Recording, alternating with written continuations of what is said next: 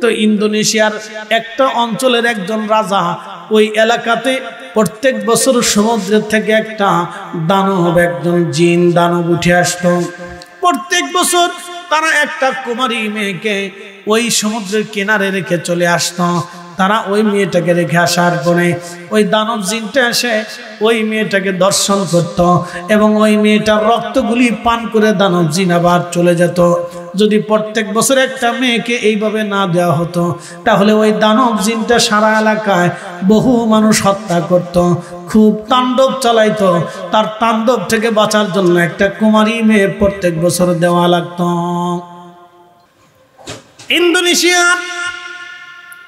এই দ্বীপের যিনি রাজা ছিলেন, রাজার কাছে গেলেন, রাজাকে বললেন, রাজা তোমাদের এই বিপদ থেকে যদি আমি উদ্ধার করে দিতে পারি তাহলে বলো আমি যেই ধর্মের অনুসারী, যেই কালেমার অনুসারী, তোমরা কি সেই কালেমা পড়ে সেই ধর্মের অনুসারী হবা কিনা বলো। রাজা ডাক দে বলে, বণিক তোমার ধর্মের বিধানে যদি এই কঠিন বিপদ থেকে আমরা বাঁচতে পারি, আমার একটা মাত্র সন্তান যদি বেঁচে যায় তাহলে অবশ্যই আমরা সারা দেশের মানুষ একসঙ্গে তোমার ধর্ম মেনে নেব। এই মুসলমান বণিক কোরআন শরীফ হাতে নিয়ে চলে গেল। যখন এই জিন সমুদ্র থেকে উঠে আসতেছিল তখন এই আরব বণিক কোরআন শরীফ বের করে সূরা ইয়াসিন তেলাওয়াত শুরু করলো। ইয়াসিন ওয়াল কুরআনিল হাকীম ইন্নাকা লামিনাল মুরসালিন।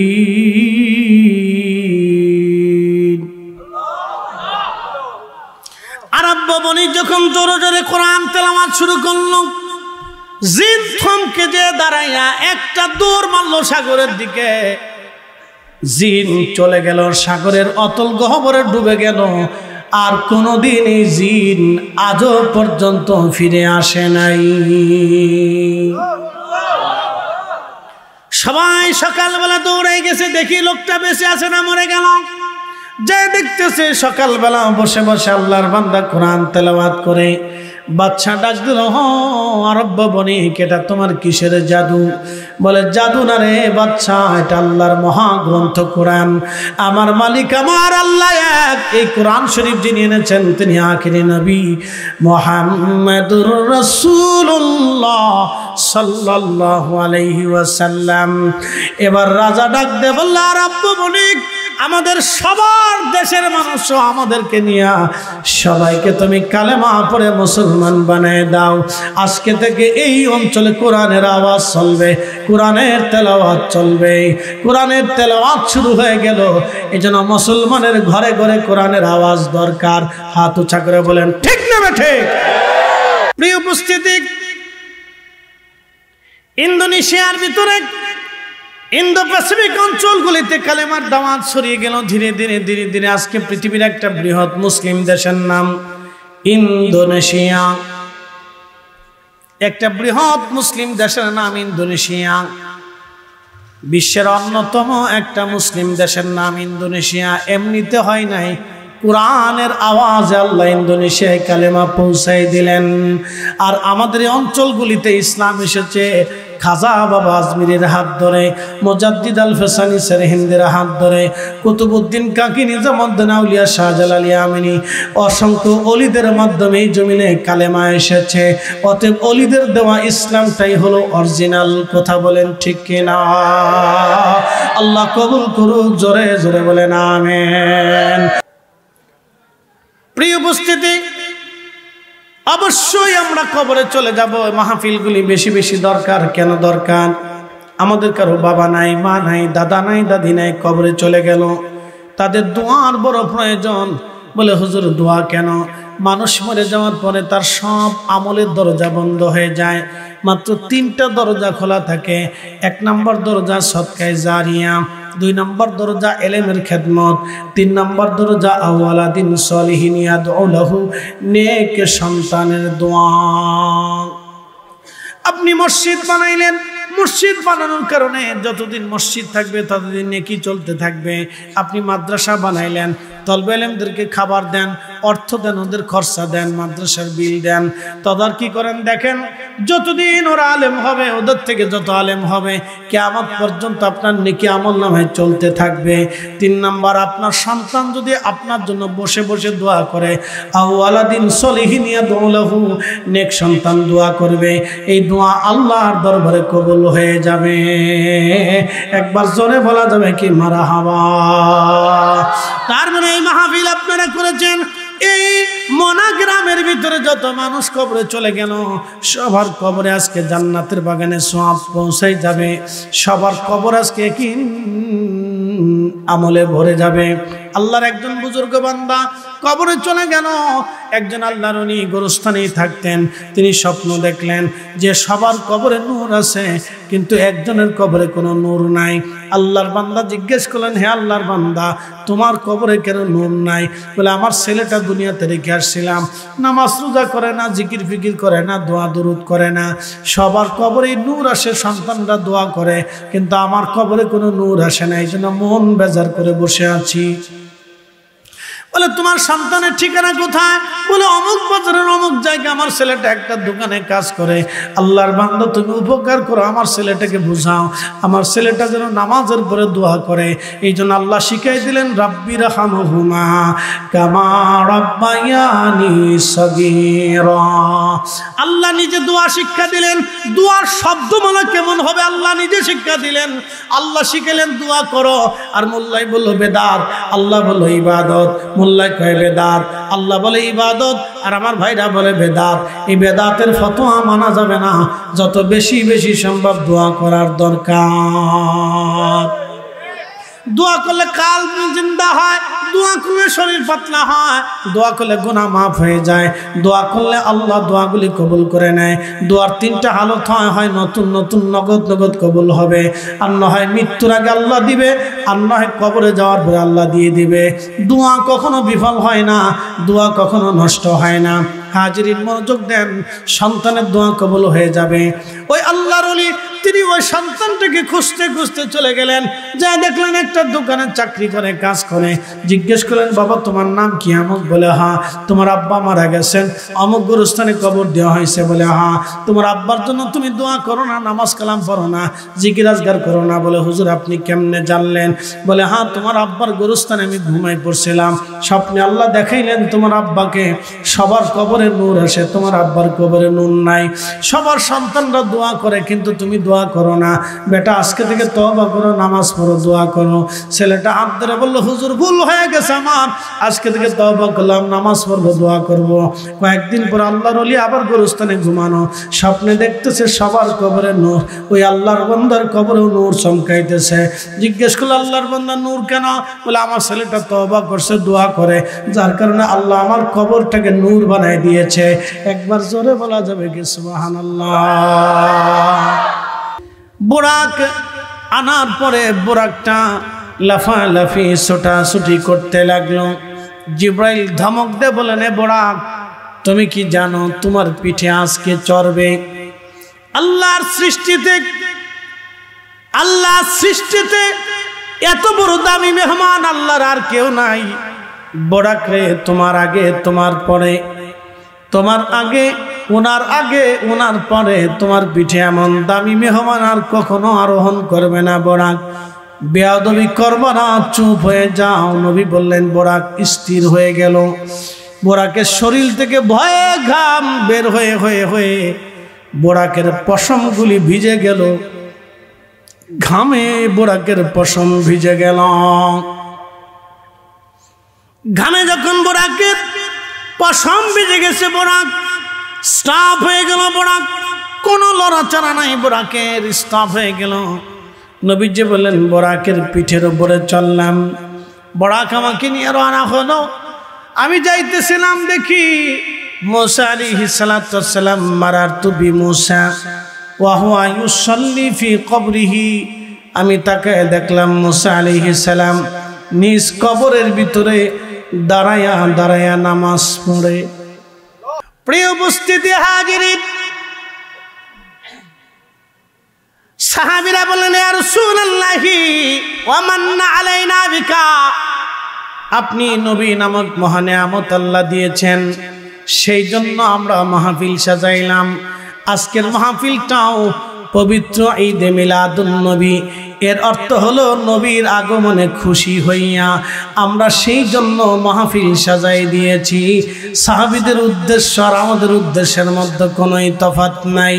সাহাবীরাও মাহফিল দিল, আমরাও মাহফিল দিলাম। সাহাবীরাও জিকির করলো, আমরাও জিকির করলাম। সাহাবীরাও হামদ করলো, আমরাও হামদ করলাম। এখন বলেন আমরা কি বেদাতি না সুন্নতি? আল্লাহ কবুল করুক, জোরে বলেন আমিন। বেদাতি কাকে বলে এবার বুঝে যান। ইমাম নববী, ইমাম বাইহাকি, ইমাম শাফিঈ, ইমাম হযরত আসকালানী, ইমাম সৈয়দী, এক জমাত বিশ্ববিখ্যাত বড় বড় ইমাম যারা ছিলেন তারা বেদাতের সংজ্ঞা লেখছেন। মা উহদিসা মিম্মা ইউখালিফু কিতাবান আও সুন্নাতান আও আসারান ফাহাদিহি বিদআতুদ দালালা, যেটা কোরআনের বিপরীত, সুন্নতের বিপরীত, ইজমাহে উম্মতের বিপরীত, আসারের বিপরীত। যেই কথা আল্লাহ বলে নাই, আল্লাহর কথার বিপরীত, যেটা রসুল করে নাই সেই রসুলের কাজের বিপরীত হবে, নবীর সুন্নতের বিপরীত, এবং সাহাবীরা যেটা করেন নাই সেটার বিপরীত হবে, সাহাবীরা যেটা মত দেন নাই সেটার বিপরীত, এবং ইজমায়ে উম্মত, উম্মতের লক্ষ লক্ষ আলেম ওলামা বুজুর্গানান যারা বড় বড় মুস্তাহিদ যারা ছিলেন তাদের সিদ্ধান্তের বিপরীত। এটা হচ্ছে বেদাতে দলালা, বেদাতে দলালা, যেটা কোরআনের বিপরীত।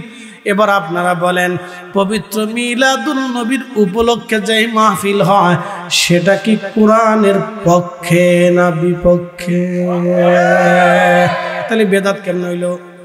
রব্বুল আলামিন কুরআনুল কারীমের ভিতরে আমার আল্লাহ বলে দিলেন, ও আমার বান্দারা, সামান্য অনুপরিমাণ নেকের কাজ যদি করো তারও বেনিফিট আমি আল্লাহ তোমাকে দিয়ে দেব। এই অর্থগুলি আপনি বুঝে যাবেন। নামাজ পড়া ফরজ। আল্লাহ রসুল সহিহ বুখারীর কিতাব রেকাকের মধ্যে হাদিস লেখেন, প্রিয় নবী বলতেছেন, মান আদালি ওয়ালিয়ান ফাকাদ আযানতুহু বিল হারব, আমার ওলির সাথে যারা দুশমনি করে আমি আল্লাহ তাদের সাথে যুদ্ধ ঘোষণা করি। বান্দার ফরজ ইবাদত আল্লাহর কাছে পছন্দ হয়। বান্দা যখন ফরজ ইবাদত করে তখন আল্লাহর কাছে বিরাট পছন্দ হয়। ফরজ ইবাদত করার পরে, এই আমার দিকে তাকান, মনোযোগ দেন, খুব গুরুত্বপূর্ণ কথা। ফরজ ইবাদত করার পরে বান্দা যখন নফল ইবাদত করে তখন বান্দা আল্লাহর দিকে ধাবিত হতে থাকে, আল্লাহ বান্দার কাছাকাছি আসতে থাকে। যেমন আপনাদের ভিতরে আত্মীয়তা যদি হয়, বন্ধুত্ব যদি হয়, তাহলে দেখবেন একজন বন্ধু আরেকজন বন্ধুর জন্য যেমন গিফট কেনাকাটা এটা সেটা দিতে দিতে দিতে দিতে মহাব্বত বাড়ে, মহাব্বত দৃঢ় হতে থাকে। এই যে আপনি শ্বশুর বাড়ি আত্মীয়তা করছেন, একজনের পরিবার থেকে আপনি একটা মেয়ে বিয়ে করেছেন, শরীয়তের মাসালা হলো আপনি মেয়েটাকে দেল মোহর দিয়েছেন এবং মহিলাটাকে আপনি আপনার জীবনের খরচ খরচা দিয়ে সুন্দর বাসস্থান সম্মানজনক জীবিকার শর্তে আপনি তাকে বিয়ে করেছেন। আপনি বিয়ে করে নিয়ে আসলেন, আপনার একটা শ্বশুর বাড়ি হলো, আর সে মহিলারও একটা শ্বশুর বাড়ি হলো, আত্মীয়তা হলো। এখন আত্মীয় স্বজনের বিয়ে করার সময় কিন্তু কোনো শর্ত দেওয়া হয় নাই যে তুমি শ্বশুর বাড়ি যাওয়ার আগে 10 কেজি মিষ্টি নিয়ে যাইতে হবে, আর শালা সম্বন্ধে কাপড় চোপড় দিতে হবে, আর ওই বউয়ের বোন যদি থাকে তাদেরকে এইটা সেটা কাপড় চোপড় কিনে টিনে দিতে হবে, তোমার শাশুড়ির জন্য কাপড় কিনতে হবে, শ্বশুরের জন্য কাপড় চোপড় কিনে দিতে হবে। আর শ্বশুর বাড়ির সাথে আত্মীয়তা হওয়ার পরে কোনো শর্ত থাকে না, জামাই জন্য মোটরসাইকেল কিনে দিতে হবে, আরও এটা সেটা আগর ডিম বাগর ডিম ঘোড়ার ডিম ছাতা এগুলি দেওয়া লাগবে। এই জন্য রব্বুল আলামিন কুরআনুল কারীমের মধ্যে বললেন, ফামাইয়ামাল মিসকালা যাররাতিন খায়রান ইয়ারা, অনুপরিমাণ যদি নেকের কাজ তোমরা করো তার বেনিফিট আমি আল্লাহ তোমাদেরকে দিয়ে দেব। এরপর আল্লাহ বলেন ওমাই আমাল মিসকালা যাররাতিন শাররান ইয়ারা, কোন পরিমাণ গুনার কাজ যদি করো তার প্রতিদান তুমি পেয়ে যাবা। এই জন্য গুনাহ যত ছোট হোক করব না, নেকের কাজ যত ছোট হোক ছাড়ব না, নেকের কাজ যত ছোট হোক ছাড়ব না। এক কোরআনের এক হরফে 10 নেকি, এক দুরুদে 10 নেকি। হযরত ইমাম আবু হানিফা রাহমাতুল্লাহ আলাইহি কুফার মসজিদে ওযু করতেছিলেন। এমন সময় এক যুবক ওযু করে, মসজিদের ওযুর স্থানে ইমাম আজম ওযু করেন, যুবকও ওযু করে। ইমাম আজম বললেন, যুবক তুমি কি জিনা করছো? যুবক ডাক দিয়ে বলল, হুজুর আমি জিনা করছি। কি করে জানেন? বলে, বেটা তোমার ওযুর পানির সাথে জিনার গুনাহগুলি ভেসে ভেসে চলে যাচ্ছে, আমি আবু হানিফা দেখতেছি। তার মানে তার চোখ আল্লাহর কুদরতি চোখ। একসাথে বলবেন আল্লাহু আকবার।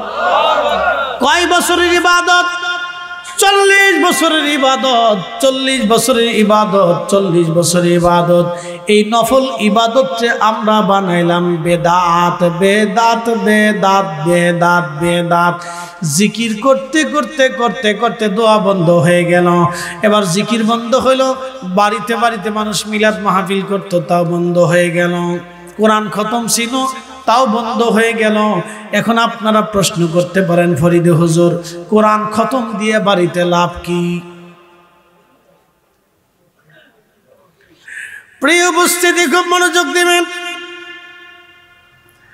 আল্লাহ নবীকে আল্লাহ সম্মানের সাথে নিয়ে যাওয়ার জন্য জিব্রাইল পাঠাইলেন। কাবা শরীফের যে সাদা অংশ দেখেন, এটা হলো মুতাফ। এই অংশে তাওয়াফ করা হয়। এর অংশের সাথেই একটা ঘর ছিল, ঘরের নাম হচ্ছে উম্মে হানির ঘর।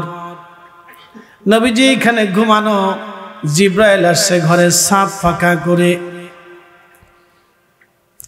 ভিতরে ঢুকে নবীজিকে নিয়ে যাওয়ার জন্য আসলেন। জিব্রাইল এসে নবীজিকে বের করলেন ঘর থেকে, ঘুম থেকে জাগাইয়া ঘর থেকে বের করে নিয়ে আল্লাহর নবীজিকে নিয়ে গেলেন সিনা সাক করার জন্য। সিনা সাকের বাংলা হলো ইংরেজি ওপেন হার্ট সার্জারি। নবীজির বক্ষ মোবারকের এইখানের নরম অংশ, এখান থেকে ফেরে নাভি পর্যন্ত ফেরে আমার জিব্রাইল। নবীজির বক্ষ মোবারকের ভিতর থেকে পবিত্র রূহ মুবারক, কালব মুবারক বের করলেন। কালব মুবারক বের করার পরে জিব্রাইল আলাইহিস সালাম জমজমের পানি দিয়ে কালব মুবারক ধৌত করলেন। একসাথে বলবেন আল্লাহু আকবার। ধৌত করার পরে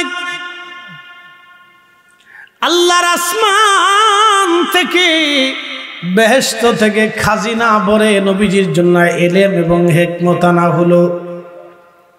ইমাম জালালউদ্দিন আস-সুয়ুতি 550 বছর আগে এই মেরাজের উপর একটা কিতাব লিখেছেন, আল কিসাতুল বিসরা।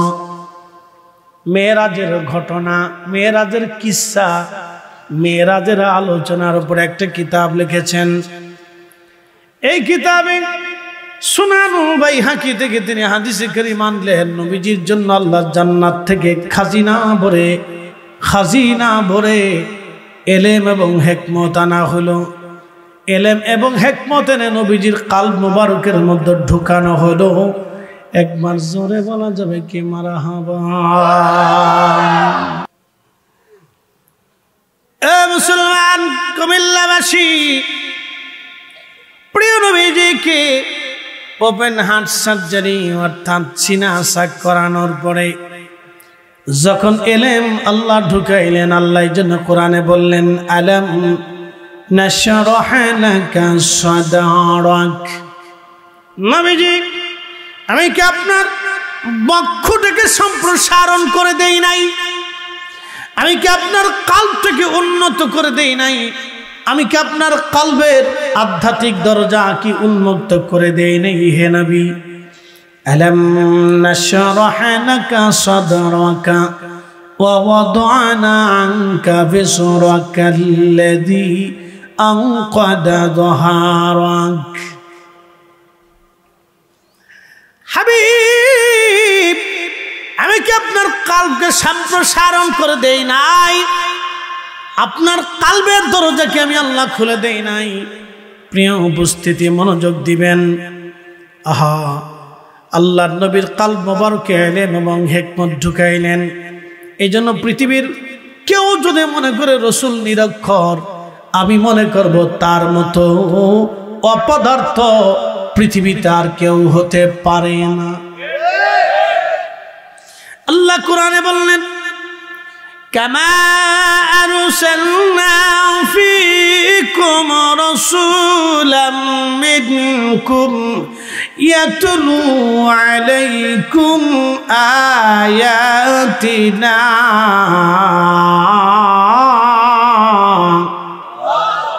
হুজুর, আপনি উম্মতকে রিফাইন করবেন, উম্মতকে আপনি পবিত্র করবেন, পাক বানাবেন, পবিত্র বানাবেন, পাক বানাবেন, পবিত্র বানাবেন। এই যে আমার সামনে একটা পানি, একটা কোম্পানি পানিটাকে রিফাইন করলেন। এই পানির ভিতরে যত আর্সেনিক আছে, ময়লা আছে, আবর্জনা আছে, বালি আছে, এই পানির ভিতরে যত ময়লা আছে সব পরিষ্কার করে রিফাইন করে এই পানিটাকে স্বচ্ছ বানানো হলো, পরিষ্কার করা হলো। এখন এই পানি দিয়ে যদি আমি ওযু করি তো ওযু হয়ে যাবে, কারণ পানি পাক। অন্য আরেকজনকে পাক বানায়। এখন এই পানির মধ্যে যদি এক ফোঁটা পেশাব ছেড়ে দেন তাহলে পানি না পাক। কথা ঠিক আছে না? তাহলে এই নাপাক পানি দিয়ে কি আর পাক হওয়া যাবে? কারণ সে নিজেই নাপাক। কথা ঠিক আছে না? এখন আল্লাহ বলেন, ওয়ায়ুযাক্কিকুম, নবী আপনি পবিত্র বানাবেন। এখন আপনারা বলেন রসুল কি পাক না নাপাক? নবী যদি নাপাক হন তাহলে উম্মতকে কি করে পাক বানাবে? এই পানি পাক। পানি শুধু পাক না, সে অন্যকে পাক বানায়, একজন মানুষকে পাক বানায়। পানি যখন নিজে নাপাক হবে সে অন্য কাউকে আর পাক বানাইতে পারবে না। আমার নবী পাক বিদায় উম্মতকে পাক বানানোর জন্য আল্লাহ তার রসুলকে পাঠিয়েছেন। এই জন্য কেউ যদি মনে করে রসুল পাক না, তাহলে বুঝতে হবে সে শয়তানের দালাল। এই জন্য আমরা বলি আমরা নবীর মতো না, নবী আমাদের মতো না। ঠিক কিনা? আমরা 7 দিন গোসল না করলে শরীর থেকে পাড়ার গন্ধ আসবে। হযরত খাদিমুর রাসূল প্রিয় নবীজির চাদর মোবারক তিনি আগুনের মধ্যে ছেড়ে দিতেন, আগুন জ্বলত, চাদর পুড়তো না। কারণ কি? যে চাদর আমার রসুলের সাথে ছোঁয়া লাগছে, এই চাদর পৃথিবীর কোন আগুনে পুরাইতে পারে না। একসাথে হাত উঁচা করে বলেন, ইয়া রাসূলুল্লাহ। ময়লা পুড়ে যাইতো, ময়লা পুড়িয়া চাদর পরিষ্কার হয়ে যাইতো, একবার আবার নতুনের মতো হয়ে যাইতো। সাবান দিয়ে ধোঁয়া লাগতো না নবীর চাদর। আগুনের ভিতরে ছেড়ে দিলে ময়লা পুড়িয়া পরিষ্কার হইয়া চাদর নতুনের মতো হয়ে যাইত। আগুন জ্বলতো, নবীজির চাদর পড়তো না। তিনি রাহমাতুল লিল আলামিন, রাহমাতুল লিল আলামিন। কাজী নজরুল এই জন্য সুন্দর করে লিখেছেন, যেমন মিশরী নারীরা, মিশরীর মানুষ নীল নদের জোয়ার আনার জন্য প্রত্যেক বছর একটা কুমারী মেয়েকে নীল নদের পাশে জবাই দিত। আমাদের দেশে হিন্দুরা আগে তারা স্বামী মারা গেলে হিন্দু স্ত্রীকে স্বামীর সাথে জীবন্ত পুড়িয়ে মেরে স্বর্গে পাঠানো হতো। এগুলো ছিল এক ধরনের অন্ধ ধর্ম বিশ্বাস। কথা কর না কেন? ঠিক কিনা? যেই বিশ্বাসে মানুষের কোনো মুক্তি পৃথিবীতে মিলে নাই। কথা ভালো করে বুঝবেন। তো ইন্দোনেশিয়াতে প্রত্যেক বছর এই বিপদ আসতো, অথবা ইন্দো প্যাসিফিক অঞ্চলগুলিতে, ফিলিপাইন, ইন্দোনেশিয়া, মালয়েশিয়া, এই সমস্ত অঞ্চলগুলি দ্বীপ অঞ্চল বেষ্টিত এলাকা। ওশেনিয়া এরকম অঞ্চলগুলি আছে, থাইল্যান্ড সহ আরো অনেক অনেক দেশ আছে। তো যা হোক, খুব মনোযোগ দিয়ে, ইন্দোনেশিয়াতে এত মুসলমান কেন বুঝাই দিয়ে যায়। তো এক বছরে আরব একজন বণিক, সে বণিক দল নিয়ে জাহাজ নিয়ে বন্দরে ভিড়ছে, ইন্দোনেশিয়ার বন্দরে। বেরার পরে আরব বণিক দেখলেন যে বন্দরে যারা আছে মালটাল কিনতে আসে সবার মন খারাপ, হাসি খুশি নাই, সবাই কেন যেন মন মরা মন মরা। তা আরব বণিক জিজ্ঞেস করলেন, তোমাদের মন মরা কেন, তোমরা এরকম করতেছো কেন, তোমাদের কি হয়েছে? তো একজন বলল, আরব বণিক আমরা খুব বিপদগ্রস্ত। বলে কি বিপদ? বলে প্রত্যেক বছর সমুদ্র থেকে একটা দানব উঠে এসে একটা কুমারী নারীকে ধর্ষণ করে তার রক্ত পান করে চলে যায়। এক বিভৎস এই করুণ পরিণতিতে আমরা বছরের পর বছর এক একটা তরুণ কুমারী নারীকে আমরা হত্যা করি, আমাদের চোখের সামনে সে নিষ্পাপ একটা মেয়ের জীবন চলে যায়, কিন্তু কিচ্ছু করতে পারি না। বলে জিন প্রত্যেক বছর উঠে আসে, এই জিন মানুষ হত্যা করে চলে যায়। তো এই বছর প্রত্যেক বছর আমরা লটারি করি, কিন্তু এই বছরে লটারিতে আমাদের রাজার যে কুমারী মেয়েটা আছে, ছোট্ট মেয়েটা, এই মেয়েটার কপালে ভাগে পড়ে গেছে। এই জন্য সবাই খুব চিন্তিত, দুঃখে ভারাক্রান্ত। রাজার একটা মাত্র সন্তান আজকে মারা যাবে।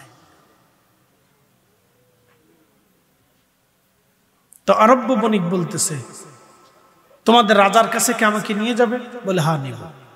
তোমাদের এই বিপদ থেকে যদি আমরা উদ্ধার করতে পারি। বলে কি বলো, তুমি কি এই কোনো সিস্টেম পদ্ধতি আছে? বলে হ্যাঁ আছে। প্রিয় কুমিল্লাবাসী মনোযোগ দিবেন, সব নবী থেকে আল্লাহ একজন নবী নির্বাচন করলেন, রসুল থেকে আল্লাহ শ্রেষ্ঠ একজন রসুল নির্বাচন করলেন। তিনি আমাদের নবী আল্লাহ নির্বাচন করে এই রজব মাসের 27 তারিখ রাত্রিবেলা আমার আল্লাহ তার নবীকে নিয়ে গেলেন। মেরাজের রজনীতে আল্লাহ তার রসুলকে আসমান জগতে নিয়ে গেলেন। এমনিতে নেন নাই, নিয়েছেন তো একটা উদ্দেশ্য অবশ্যই আছে। কথা ঠিক আছে না? এত বড় মেরাজ ঘটানোর দরকারটা কি? প্রত্যেক সৃষ্টির ভিতরে আল্লাহর উদ্দেশ্য আছে না ভাই? কুত্তা বানাইছে না আল্লাহ? কুত্তা কি আমরা ভোট দিয়ে বানাইছি? বিলাই কে বানাইছে? ইউনুস বানাইছে, ডক্টর ইউনুস বানাইছে। তো বানাইছে কি? আল্লাহ বানাইছে না? তো বানানোর একটা উদ্দেশ্য আছে না? এই যে এত মাখলুক আল্লাহ বানাইলেন, আল্লাহর উদ্দেশ্য আছে না? অবশ্যই আল্লাহ কোনো না কোনো উদ্দেশ্য তো বানাইছে। তো মেরাজের রসুলরে আল্লাহ নিলেন, তো উদ্দেশ্য তো নিছেন, বিনা উদ্দেশ্য তো নেন নাই। এখন এই মেরাজের ওয়াজ যদি করি তাহলে এক ভাইরা কবে যে হুজুরা খালি কিসসা গায়। কি কথা কর না কেন? এরা বলে আমরা সুন্নিরা কিসসা গাই, আমরা কিসসা গাই। তো আল্লাহ এত বড় কিসসা যখন ঘটাইছে, তখন আল্লাহরে জিজ্ঞাসা যে আল্লাহ তুমি এই কিসসা ঘটাইলে কেন? কি প্রশ্ন আছে না ভাই? আমরা যখন মুসা আলাইহিস সালামের ওয়াজ করি তখন কে কিসসা কোন কে? তো আল্লাহরে জিজ্ঞাসা যে আল্লাহ তুমি মুসা নবীরে দিয়ে তুমি কিসসা বানাইছো কেন? কি প্রশ্ন আছে না ভাই? তুমি এত সুন্দর ওয়াজ পারো, তো মুসা আল্লাহরে জিজ্ঞাসা যে আল্লাহ কিসসা কেন বানাইছো, কারণটা কি? এই সমস্ত কিছু ভোগীযোগী মানে এমন ভাব দেখায় যে ওরা বিরাট বড় বুজুর্গ আলাইহিস সালাম, এমন বুজুর্গ ভাব দেখায় যে বুজুর্গের কোনো শেষ নাই। হ্যাঁ, কি যে কইতা আমার ভাষায় মানে দুঃখে বুকে। আজকে একজন ওয়াজ করতেছে খালি কিচ্ছার হুজুর দাওয়াত করে নিয়ে আসেন। কে কিচ্ছা ছাড়া কোরআন আছে নাকি? আল্লাহ তো হযরত ইউসুফ আলাইহিস সালামের কিচ্ছা আল্লাহ নিজে গাইছে। একসাথে বলবেন আল্লাহু আকবার। ইউসুফ আলাইহিস সালাম, ইয়াকুব আলাইহিস সালাম, উজাইর আলাইহিস সালাম, ইব্রাহিম আলাইহিস সালাম, তাদের জীবনী আমরা যখন বলবো তখন কিচ্ছা হয়ে যায়। কে তাদের জীবনীকে আমরা বানাইছি? তো আল্লাহ নিজে সাজাইলো কে? কি কথা ঠিক আছে না ভাই? এই যে ওলিদের জীবনী, এত ঘটনা আল্লাহ রসুল সহিহ বুখারীর কিতাবুল আম্বিয়াতে অনেক ঘটনা রসুল নিজে বলে গেছে। আল্লাহ নবী সাহাবায়ে কেরাম নিয়ে বৈশে কিচ্ছা গাইতেন। কিচ্ছা আগের যুগের পূর্বতন নবী এবং বুজুর্গদের ঘটনা নবী বলে বলে উম্মতকে শিক্ষা দিতেন। রসুল নিজে যদি কিচ্ছা কয়ে ওয়াজ করতে পারে তাহলে আমি পারবো না কেন? কি কথা ঠিক আছে না ভাই? মেরাজের কিসসা এটা কি আমরা ঘটাইছি না আল্লাহ ঘটাইছে? তো আল্লাহর জিজ্ঞাসা, আল্লাহ তুমি এত বড় মেরাজের এত কিসসা কাহিনী করার দরকার কি ছিল?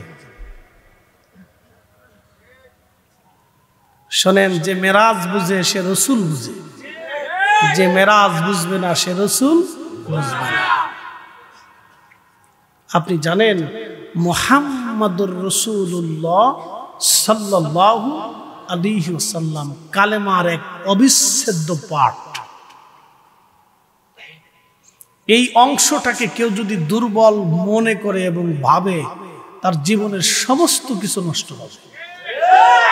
না রোজা, না একিন, না তাহাজ্জুদ, না বুজুর্গি, না সে শহীদ হয়ে গেলেও আল্লাহর 4 পয়সা দাম নাই। সে যদি শহীদ হয়ে যায় তাও আল্লাহ তাকে মূল্যায়ন করবে না, যে তোমার এই শাহাদাতের আমার প্রয়োজন নাই, আমার রসুলকে এনকার করে তুমি শহীদ হও, এই শহীদ আমার দরকার নাই। এরকম শহীদ হওয়ার লোক বহুত আছে আমার আল্লাহ। কথা খারাপ কিছু ভাই? আপনার স্ত্রী আপনার কাছে থাকতে পারবে, আপনি পেশাব যদি করেন আপনার পেশাবে গন্ধ, ধরেন ঘুমায় পড়ছেন তো ঘুমের মধ্যে পেশাব ছেড়ে দিছেন, তখন আপনার স্ত্রী চিন্তা করলো আমার স্বামী অনেক বড় মুফতি সাহেব, তো লুঙ্গিটারে টাইনতে খুলে নিয়ে আস্তে করে বালশির গোড়ায় এতার নাকের গোড়ায় রেখে দিছে, থাক। আমার স্বামী রসুলের মতো, রসুল হের মতো হেতা তো নিজেই ওয়াজ করে, তো হেতার লুঙ্গি হের কাছেই থাকুক। কি মনে হয় আপনাদের মুফতি সাহেব ঘুমাইতে পারবো? শেষ, সারা রাত্রে ঘুম শেষ, নিজের পেশাবে নিজে শেষ। আল্লাহর হাবিব পেশাব করতেন, দুর্গন্ধ তো দূরের কথা, রসুল করিমের পেশাব মোবারক থেকে মিশকের ঘেরান আসতো। আসতে হয়ে গেল না? জোরে বলবেন। আমাদের রুমালটা আছে না, রুমাল ময়লা হয় না? তা আমরা ময়লা হওয়ার পরে কি করি? এটা সাবান সোটা দিয়ে ধৌত করি, পরিষ্কার করি। রসুলের খাদিম হযরত আনাস বলতেন, রসুল করিমের একটা রুমাল ছিল, খানা খাওয়ার পরে রুমাল দিয়ে নবীজি হাত মুছতেন। বুঝে যান? তো খাবার শেষে হাত মুছলে কিছু তরকারি, কিছু ঝোল, কিছু খাবারের উচ্ছিষ্ট এটা রুমালের সাথে লাগে না? তো খাদিম রসুল এটা পরিষ্কার কেমনে করতেন জানেন? আগুন জ্বালানোর পরে রুমাল আগুনের ভিতর ছেড়ে দিতেন, আগুন জ্বলতো কিন্তু রুমাল জ্বলতো না। কে আসতে হয়ে গেল কেন? জোরে বলেন। আপনার ইমান ঠিক থাকলে তো আপনি বেহেশত পাবেন, ইমান ঠিক না থাকলে তো আপনার রোজা কালাম দোয়া দুরুদ জিকির ফিকির কাজ হবে না। তো ওযু না হইলে যেমন নামাজ হয় না, হালাল খাবার না খাইলে ইবাদত কবুল হয় না। কথা ঠিক আছে না ভাই? আর যদি মুসলমানের আকীদা ঈমান বিশুদ্ধ না থাকে তাহলে সারা জিন্দেগিতে হজ রোজা জিকির ফিকির ইবাদত কোনো কিছু কবুল হবে না। বলে কারণ কি? যে আপনাদের এই পাশে নদীর নাম কি? গোমতী নদী। গোমতী নদীতে এই শীতের মধ্যে জেলে মাছ মারতেছে। আচ্ছা বলেন, আপনি যখন শীতের মধ্যে কাঁথা মোড়া দিয়ে ঘুমান তখন গোমতী নদীর ভিতরে জেলে মাছ মারে। জেলে মাছ মারার সময় জেলে যখন মাছ মারে তখন এই মাছের ভান্ডু, এটাকে খালই বা খোলই বা ডুলা বলে। তো ডুলার নিচে যদি ভাঙ্গা থাকে আর সারা রাত্র জেলে যদি মাছ মারে, সকালবেলা কি জেলে মাছ পাবে? কারণ কি? ডুলা ভাঙ্গা। মুসলমানের ঈমান হচ্ছে আমল রাখার ডোলা, মুসলমানের ঈমান হচ্ছে আমল রাখার ডোলা, মুসলমানের আকীদা হচ্ছে আমল রাখার ডোলা। মুসলমানের আকীদা বিশ্বাস যদি নষ্ট থাকে তাহলে সারা জিন্দেগি আমল করেও কাজ হবে না। আপনাকে সূক্ষ্মভাবে বুঝতে হবে, সূক্ষ্ম পয়েন্টে বুঝতে হবে। আসতে হয়ে গেল না? জোরে বলুন। দুইটা আকীদা শিখে এখান থেকে। 1 নম্বর, নবীরা নিজের কবরের ভিতরে জিন্দা, সালাত আদায় করে। 2 নম্বর, আমার নবী জমিনে, মুসা নবী কবরে। আমার নবী জড় জগতে, মুসা নবী নূরের জগতে, রূহের জগতে। তো জড় জগতের নবী, রূহের জগতের নবী কবরের ভিতরে সালাত আদায় করে, দুনিয়ার কেউ না দেখলে আমার রসুল দেখে। যেই নবী দুনিয়ার থেকে কবরের খবর বলে দিতে পারে, সেই নবী মদিনার থেকে আজকের মাহফিলের খবর বলতে পারে না। আমরা বিশ্বাস করলে হয়ে যাই বেদাতি। আমরা কি হয়ে যাই? বেদাতি। বাস ট্যাগ লাগাই দিছে, আমরা বেদাতি। ট্যাগ দিছে, ট্যাগ বেদাতি। শোনেন, আপনাদেরকে আজকে একটু বুঝাই। আমি মিরাজের ওই পর্যন্ত রাখলাম, এটারও আজ 3 দিনও শেষ হবে না, আপনাদেরকে এই পর্যন্ত রাখলাম, এখন যাই। বেদাতি, বেদাতি বলে কেন বেদাতি? আপনারা এত কিছু বাদ দিয়ে পবিত্র ঈদে মিলাদুন নবী নাম দিছেন কেন? বেদাতি। আপনারা তাফসীরুল কোরআন নাম না দিয়ে মিলাদুন নবীর নাম দিছে কে? বেদাতি। আপনারা ইসলামী মহাসম্মেলন বাদ দিয়ে মিলাদুন নবীর নাম দিয়েছেন, বেদাতি। আপনারা ওয়াজ দুয়ার মাহফিল বাদ দিয়ে মিলাদুন নবী নাম দিয়েছেন, বেদাতি। আপনারা এই ইসলাহি জলসা, ইসলাহি মাহফিল সম্মেলন নাম বাদ দিয়ে আপনি মিলাদুন নবী দিয়েছেন, বেদাতি। ওনাদের সব কটা সুন্নতি, খালি আমাদেরটা বেদাতি। এটা এক ধরনের বৈষম্য। ছেলেপেলেরা মারামারি করে দেশ স্বাধীন করলে বলে বৈষম্য দূর করার জন্য, কিন্তু এই বৈষম্য কোনোদিন যাবে কিনা আমি জানি না। তো খুব মনোযোগ দিন, মনোযোগ দিন। মিলাদুন নবী নাম দিছি আমরা, বেদাতি। এখন প্রশ্ন, মূলত বেদাতি কি? বেদাতি কারা? এটা আমাদের বোঝার দরকার। তাদের যুক্তি হলো, আমার ওই ভাইদের যুক্তি হচ্ছে, এই পদ্ধতিতে রসুলের জমানাতে কোন সাহাবীরা মিলাদুন নবী পালন করে নাই। এখন আমি জিজ্ঞেস করব, তোমাদের এই পদ্ধতিতে রসুলের জমানায় কোন সাহাবী তাফসীরুল কোরআন মাহফিল করছে? আমরা দেখাও। কি আমার কি যুক্তিকতা আছে না? আমি কি যুক্তি দিতে পারি না? আমি কি দলিল চাইতে পারি না? তো আপনি কোন দলিলে দেখাবেন যে দেখান যে সাহাবীরা তাফসীরুল কোরআন মাহফিল দিছে, ইসলাহি মাহফিল দিছে, ইসলামী জলসা দিয়েছে, ইসলামী মহাসম্মেলন দিয়েছে, লং মার্চ দিয়েছে, তারপরে খতমে বুখারী দিয়েছে? আপনি আমার একটু দেখান, দেখান। তো রসুলের সাহাবীরা ওই পদ্ধতিতে করলো না, সেই পদ্ধতিতে আপনারাও করলেন, তখন আপনাদেরটা সুন্নতি হয়। আর আমরা মিলাদুন নবীর মাহফিল করলে তখন সাহাবী তালাশ করেন, কারণটা কি? কি কথা কন না কেন? তখন আপনারা দৌড়াই সাহাবীদের কাছে যান, আপনাদের টেবেলায় সাহাবীর কাছে যান না, কারণটা কি? আমার কি যুক্তি চাওয়ার অধিকার আছে না ভাই? আমি তো আমার অধিকার থেকে বলতেছি। খালি আমাদেরটাই আসলে খালি সাহাবীর কাছে দৌড়াই চলে যান, তাহলে আপনারটার বেলা আমি সাহাবীর কাছে যাব না? অবশ্যই তো যাব। হচ্ছে দলের টান, মতের টানে ব্যক্তি আর একজনকে আক্রমণ করে হ্যায় প্রতিপন্ন করার এক ধরনের অস্ত্র। এগুলো দলের টানে, মতের টানে একজনকে হ্যায় প্রতিপন্ন করে ছোট করে দেওয়া, এগুলো হচ্ছে এক ধরনের অস্ত্র। সে বুঝাইতে চায় যে আমরাই ঠিক, বাকিরা বেঠিক। কিন্তু আজ আপনাদেরকে একটা হাদিস শোনাই। প্রিয় নবীজি রাস্তা দিয়ে যাচ্ছেন, তো রাস্তার পাশে এরকম মাহফিল হচ্ছে, সুনানুন নাসাইর ভিতর হাদিস আসছে। তো নবীজি যাওয়ার সময় দেখলেন এক জামাত সাহাবায়ে কিরাম বসে বসে কি যেন করতেছে। আল্লাহর নবী দাঁড়ায় বললেন, মা জালাসনা, ও সাহাবীরা তোমরা বৈঠক করো কেন? কি হচ্ছে, কি করতেছো? সাহাবীরা বললেন, নাদউল্লাহ, আল্লাহকে ডাকতেছি, ওয়া নাহমাদুহু, আল্লাহর গুণকীর্তন প্রশংসা করতেছি। একসাথে বলবেন আল্লাহু আকবার। আমরা এখানে কাকে ডাকতেছি? গুণ কীর্তন কার করতেছি?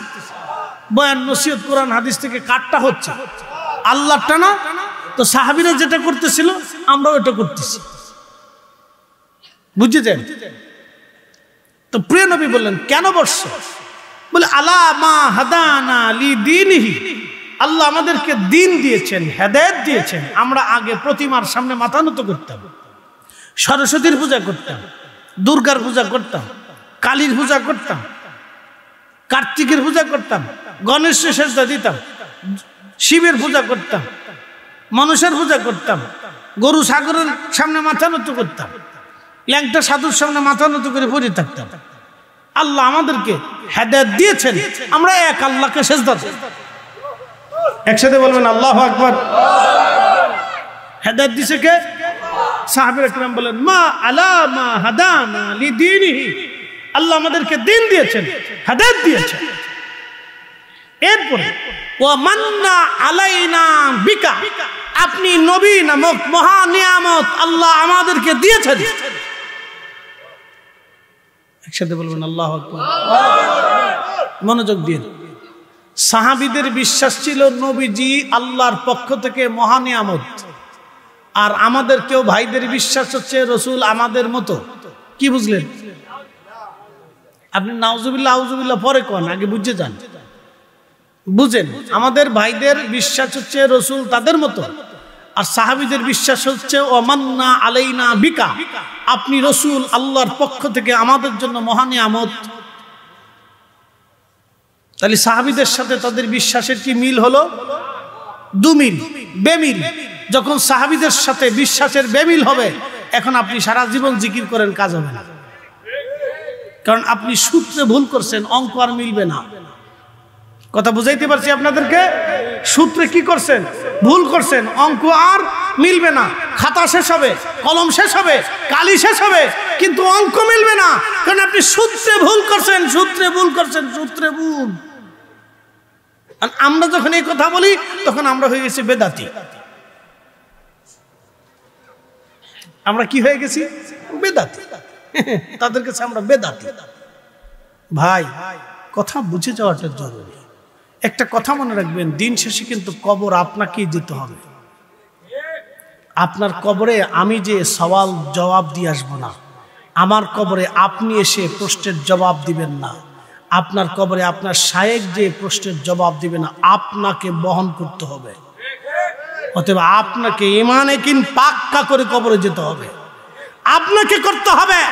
অন্য কেউ আপনার কবরে যেতে পারবে না, আপনাকেই করতে হবে। এখন কি বুঝে বুঝে করবেন? বলে হুজুর এত কিছু বুঝি না। তো বুঝেন না, কদু কেনার সময় তো ঠিকই খামছে খামছে কদুর জান শেষ করে ফেলা। বলে কিরে কদু জিকে খামছো কি লেগে, যে তোরে কিনবো বুঝে কিনা লাগবো না, যে তুই কি বাতি হইছস না জ্বালিয়েছস, আমি খামছে খামছে বুঝি। কদু কেনার সময় বুঝেন, খালি ইমানের বেলায় বুঝবেন না, তা তো হবে না। এটা বুঝতো।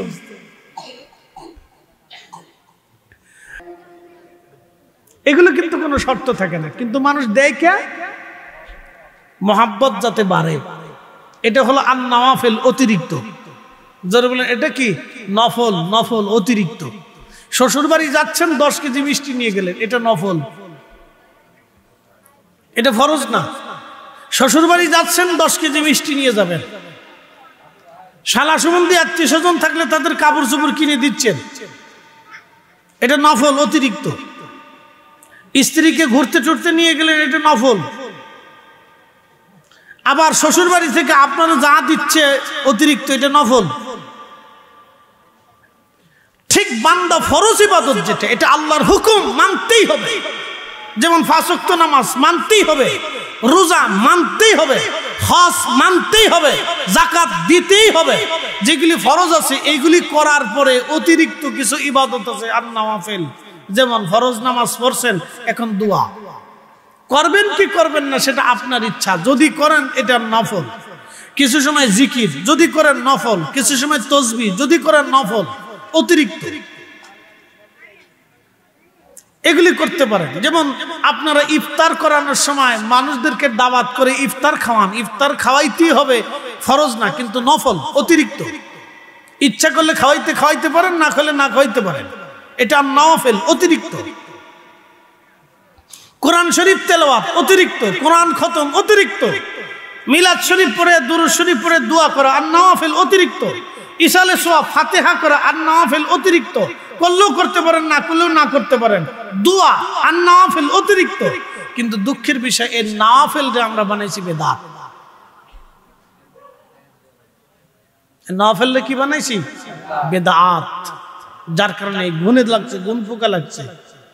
আচ্ছা আপনারা বলেন তো, বাংলাদেশে দোয়া বন্ধ করাতে জানা বন্ধ হয়েছে? আমার কথা বুঝলে জবাব দিবেন, অ্যাটেনশন, খুব মনোযোগ দিবেন, কথা খুব গুরুত্বপূর্ণ। বাংলাদেশে মিলাদ বন্ধ করাতে কি জানা বন্ধ হয়েছে? পতিতালয় 2-1টা বন্ধ হয়েছে। বাংলাদেশে এই কোরআন শরীফ খতম দেওয়াতে কি সুদের কারখানা, কোরআন শরীফ খতম বন্ধ করাতে কি 2-1টা সুদের কারখানা বন্ধ হয়েছে? না, বন্ধ হয় নাই। বরং এনজিও একটার পর একটার পর একটার পর একটার পর একটার পর একটার পর 2300 সুদ, 400 সুদ, 600 সুদ বাড়ছে। শতকরা পরিমাণে সুদের হার আরো বাড়ছে। কথা ঠিক আছে না ভাই? তাহলে এত কিছু বন্ধ হইল না যেহেতু, তাহলে দোয়া বন্ধ করে লাভ হইল কি? মিলাদ বন্ধ করে লাভ হইল কি? কোরআন খতম বন্ধ করে লাভ হইল কি? কোনোটাই দিয়ে লাভ হয় না, কোনো কিছু দিয়ে লাভ হয় না।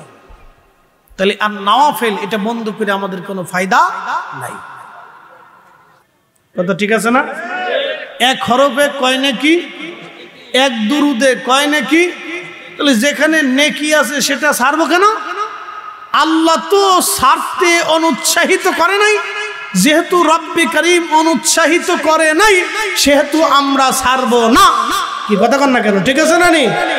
এখন আপনি আমারে যত বেদাতি বলেন, ওইগুলো দেখার সময় আমাদের হাতে নাই। না আপনার দৃষ্টিতে আমি বেদাতি, আপনি বেদাতের ফতোয়ার গাট্টি বুকসা বাইন্দে খেতার ভিতরে করিয়া কম্বলের ভিতরে ফেসাইয়া রাত্রিবেলা বালিশ বানাই নিয়ে শুয়ে থাকেন, অসুবিধা নেই। কথা খারাপ কিছু ভাই?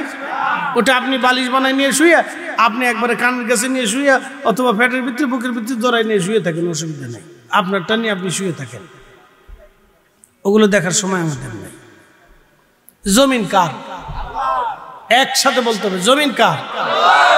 আল্লাহর জমিনে আল্লাহর কোরআনের তেলাওয়াত যদি না হয় তো হবে কোন জায়গা? মুসলমানের মসজিদে যদি দোয়া না হয় তো হিন্দুর মন্দিরে দোয়া হবে? কি কথা কন না কেন?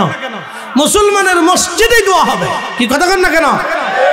মুসলমানের বাড়ি যদি নবীর দুরুদ সালাম না হয় তো খ্রিস্টানদের বাড়ি হবে? মুসলমানের বাড়ি নবীর দুরুদ সালাম হবে। কি কথা কন না কেন? মুসলমানের বাড়ি যদি কোরআন খতম না হয় তো ইহুদির বাড়ি হবে? মুসলমানের বাড়ি কোরআনের খতম হবে। একবারে সহজ হিসাব, হিসাব তো কোনো কঠিন না।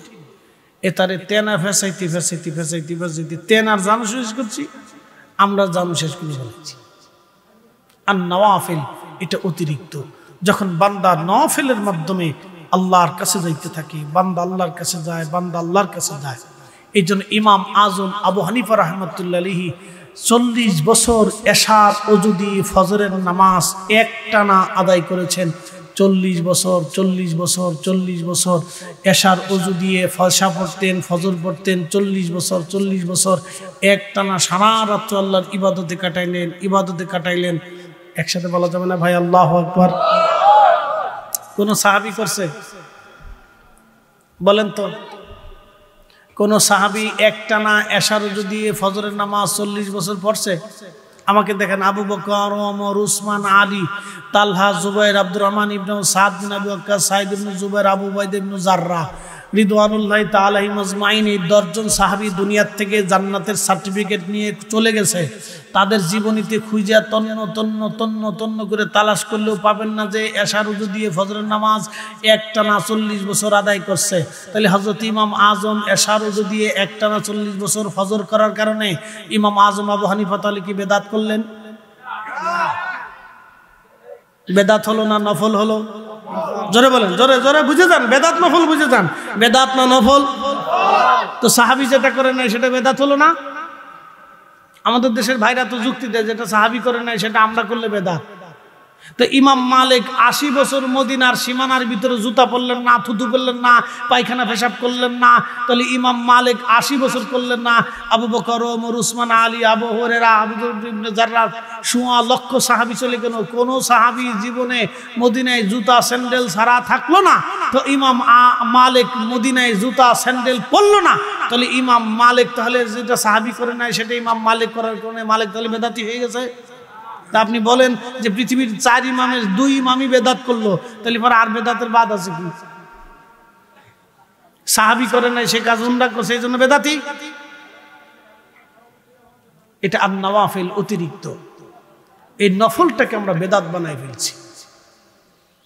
এই নফল যখন করবেন তখন বান্দা আল্লাহর দিকে যাবে, আল্লাহ বান্দার দিকে আসবে। বান্দার সাথে আল্লাহর ঘনিষ্ঠ সম্পর্ক হতে হতে হতে হতে আল্লাহ রাসূল সহিহ বুখারীতে বললেন, বান্দার 2টা চোখ আল্লাহর চোখ হয়, বান্দার 2টা কান আল্লাহর কান হয়, বান্দার 2টা হাত আল্লাহর হাত হয়, বান্দার 2টা পা আল্লাহর পা হয়, বান্দার জবান আল্লাহর জবান হয়ে যায়। একসাথে বলুন আল্লাহু আকবার। হযরত ইমাম বেদাতের ফতোয়া দিয়ে বন্ধ করে দিয়েছে। কি লাভ করছে? বুজুর্গি দেখে আমি বিরাট ধর্মের উপকার করে ফেলছি। ধর্মের উপকার করছে উনি।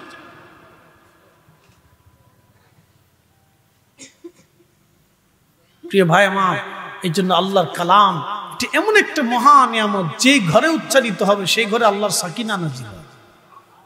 একসাথে বলবেন না সুবহানাল্লাহ? আল্লাহর সাকিনা নাজিল হবে। প্রিয় ভাই, এগুলি বন্ধ করা যাবে না, এগুলি চালু রাখতে হবে আমাদের। ওয়া ইযা তুলিয়াত আলাইহিম আয়াতুহু, আল্লাহর কোরআন বলতেছে ওয়া ইযা তুলিয়াত আলাইহিম আয়াতুহু যাদাতুহুম ঈমানা। যখন কোরআনের তেলাওয়াত মুমিনের কানে লাগে তখন তার ঈমান বাড়তে থাকে, মজবুত হতে থাকে। একসাথে বলবেন আল্লাহু আকবার। কোরআন কার জিকির? একসাথে বলেন কার জিকির? তো মুসলমানের কলিজাতে জিকিরের আওয়াজ যত ধাক্কা মারবেন, যত মারবেন, তত কলিজা সাফ হবে।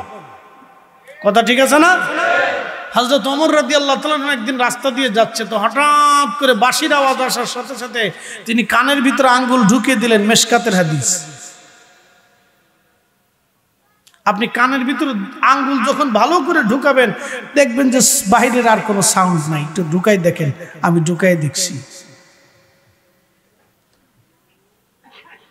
তো সাহাবা ইকরাম বলেন, ইয়া আমিরাল মুমিনিন, কানের ভিতরে আঙ্গুল দিয়ে বসে রয়েছেন কেন? কে বলতেছে, শোনো নাই বাঁশির আওয়াজ আসতেছে। তাহলে বাঁশির আওয়াজ আসলে অসুবিধা কি? বলে, আমি রাসূল কারীমের কাছ থেকে শুনছি, বাঁশির আওয়াজ যখন কানে লাগে তখন এটা কান পর্যন্ত থাকে না, এটা কাল পর্যন্ত আসে, কালবে ধাক্কা দেয়। যখন বাঁশির আওয়াজ কালবে আসে তখন মানুষের কাল মৃত হয়ে যায়, মারা যায়, এটা রোগা হয়ে যায়। আপনি বুঝে যাবেন আজ তাদের বিচক্ষণতা দেখেন, কাল রোগা হয়ে যায়। এই রোগা কালকে যদি জিন্দা করাইতে চান তো দুরূদ শরীফের আওয়াজ দিতে হবে, জিকিরের আওয়াজ দিতে হবে, কোরআনের আওয়াজ দিতে হবে। এই জন্য মুসলমানের ঘরে ঘরে আমি মনে করি জিকির মাহফিল, দোয়া দরুদ, মিলাদ মাহফিল চালু রাখা, কোরআন খতম দেওয়ার দরকার। কথা কোন ঠিক কিনা? আমার দেশের বহু নারীর কাল পড়ে গেছে। এদেশের বহু মেয়েরা 6 মাসে ওযু করে না, 6 মাসে ওযু করে না। আপনি খোঁজ নিয়ে দেখেন, এই কুমিল্লা শহরের বহু নারী আছে 6 মাসে ওযু করে নাই। সাজন্য গুজন্য।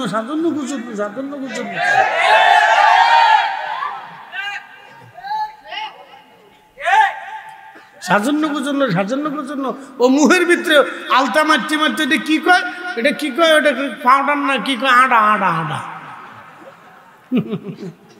এই আডা মারতে মারতে সলটা উঠেই ফেলছে একবারে। বাপরে বাপ, বেডি কালো, এই আলতা মারিয়া বেডি সল ধলা হয়ে গেছে। তোমার ওটার দরকারটা কি? তোমার আল্লাহ যেটা দিচ্ছে এটাই তো বালা। হ্যাঁ, ভেতরে মারতে উপর দিয়ে ধলা, নিচ দিয়ে কালা, সব কালা, উপর দিয়ে ধলা। তোমার এত চেহারাটা ধলা বানায় লাভ কি? এটা ইজলের মতো দেখা যায়।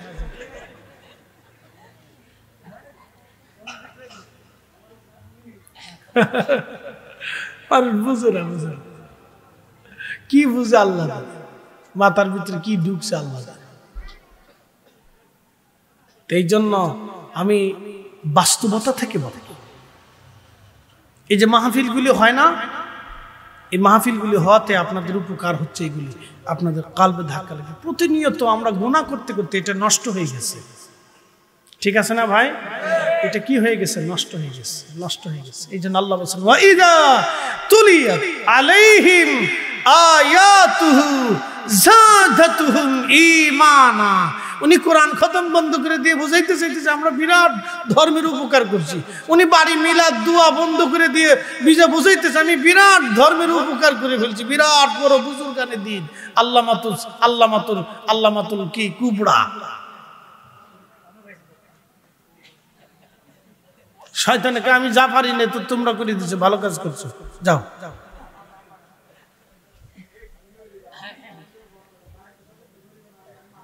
প্রিয় ভাই আমার, বলেন হুজুর এগুলো চালু রাখার দরকারটা কেন?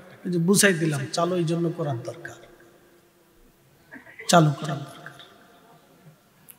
আল্লাহ, পৃথিবী থেকে একদিন আমরা সবাই কবরে চলে যাব ভাই আমার। যে মাটির উপর আজকে বসে আছি, মাটির নিচে চলে যেতে হবে। আমাদের দেহের উপরে আল্লাহ প্রশ্ন করবে না, প্রশ্ন করবে রুহের সাথে। আল্লাহর কথা হবে রুহের সাথে, তোমাকে পাঠিয়েছিলাম, তুমি আমার কাছে ছিলে, আমার জগৎ থেকে তোমাকে দুনিয়াতে পাঠিয়েছিলাম একটা মধ্যবর্তী সময় পরীক্ষা করার জন্য, তো তুমি কি আনছো? এই জন্য অলিরা রুহু জিন্দা করতেন, দেহ মারতেন, তারা খাইতেন কম কিন্তু ইবাদত করতেন বেশি। কথা ঠিক আছে না ভাই? তারা খাইতেন কম, ইবাদত করতেন বেশি, তারা রুহুকে জিন্দা করতেন। তারা জানতেন রুহের সাথে আল্লাহর বক্তব্য হবে, দেহের সাথে না। এটা হয়তো মাটির ভিতরে গেলে পচে টচে যাবে, নষ্ট হয়ে যাবে, তো আল্লাহ যদি সংরক্ষণ করে তো এইভাবে থাকতে পারে। আল্লাহ দেহের সাথে আল্লাহ কোনো বক্তব্য নেই, বক্তব্য হবে রুহের সাথে।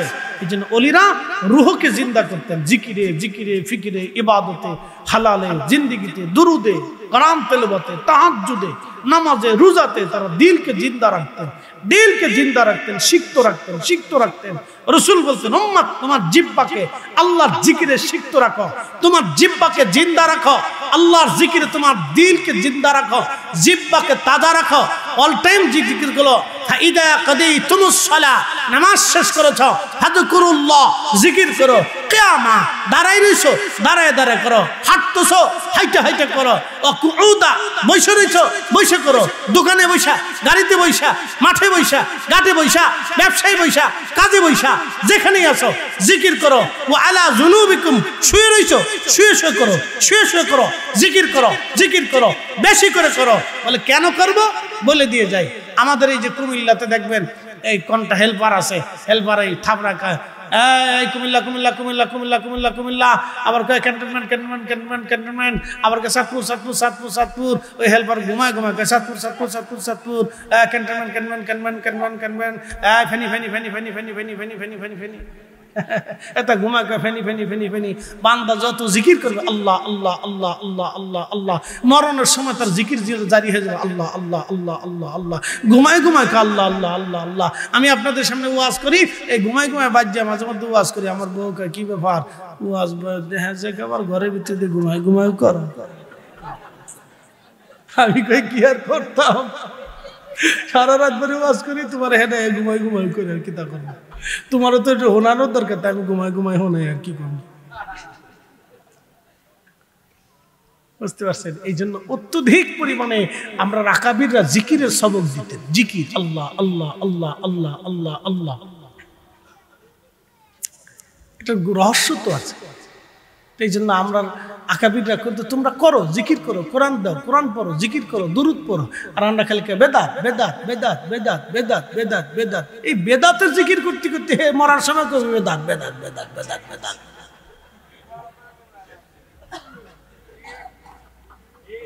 কি কথা লাগবে? আমি চিন্তা আছি হাতে মরার সময় না করে বেদাত বেদাত বেদাত বেদাত বেদাত বেদাত। শোনেন, যেটা বেদাত সেটা বেদাত বলতে হবে, যেটা বেদাত না সেটা আমি কেন বেদাত বলবো? কুমিল্লার রসমালাইরে তো আর ছানা খাওয়া যাবে না। কি কথা কন না কেন? কুমিল্লার রসমালাইরে যদি আমি কই ছানা, আপনারা মানবেন? তখন তো হুজুর পাগল হইছে। আমরা দেখি রসমালাই, হুজুর কই ছানা। আর ছানারে যায় যদি কই এটা কুমিল্লার রসমালাই, তাহলে আপনারা তো মানতেন না, কিন্তু হুজুর পাগল হইছে। ছানা দেখে হুজুর রসমালাই, রসমালাই দেখে ছানা। তো যেটা বেদাত না সেটা বেদাত করলে তো আমরা মানতাম না। কি হাত উঁচু করে বলেন ঠিক কিনা? আল্লাহ কবুল করুক, সকলে বলেন আমিন।